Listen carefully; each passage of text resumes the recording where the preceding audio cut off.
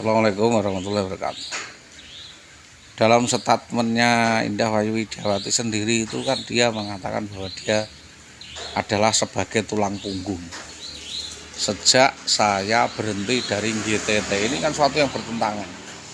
Padahal sejak saya skors dari GTT tahun 2008 itu saya mendapatkan proyek baru, proyek kakap, yaitu menjadi tim sukses di Blora. Jadi saya menjadi tim sukses politik di Blora, penasihat politik di Blora, dan itulah yang menjadi jalan menitipkan dia untuk menjadi PNS. Itu loh. Jadi dia itu salah semua. Mulai tahun 2000 sampai 2004 itu saya mendapatkan beasiswa dari ADB Asian Development Bank di Filipina. Saya beasiswa dan mendapatkan beasiswa per bulan itu 3 juta, dan itu saya berikan dia semua, sedangkan kompensasi yang lain saya terima gitu. Dikatakan tidak tanggung jawab gimana, padahal 2005 minta dikuliahkan D2, ya kita kuliahkan D2. Nah 2008 lulus minta S1, ya kita kuliahkan lagi S1.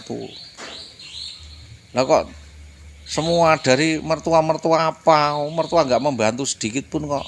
Semua uang dari saya semua. Ini tanggung jawab saya penuh. Dikatakan saya tidak bertanggung jawab, itu ya namanya orang tidak tahu berterima kasih.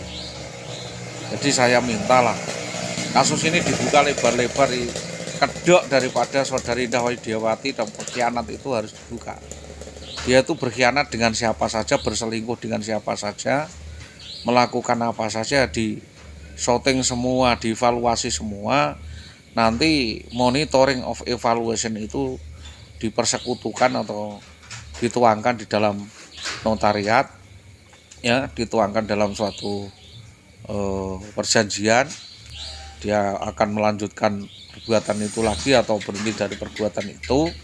Nanti kita sampaikan kepada inspektorat, kepada BKAD, kita sampaikan ke BKD, kita sampaikan ke Satpol PP, ini termasuk pelanggaran serius apa tidak. Kalau menurut saya ini ya pelanggaran PP, pelanggaran peraturan pemerintah serius.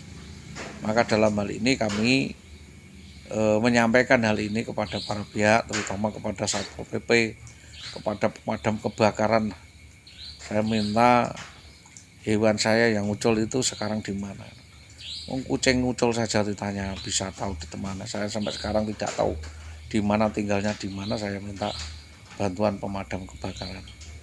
Ini anak dan istri saya ini muncul, informasinya gimana, sekarang berada di mana. Kita minta bantuan daripada pemadam kebakaran untuk melakukan investigasi dan nanti berkoordinasi untuk disampaikan kepada Polresta Pati agar kasus ini diakomodir. Ini persoalan berat Pak ini, dan harus juga segera diselesaikan. Kalau tidak maka akan menjadi presiden buruk bagi penegakan hukum di Indonesia.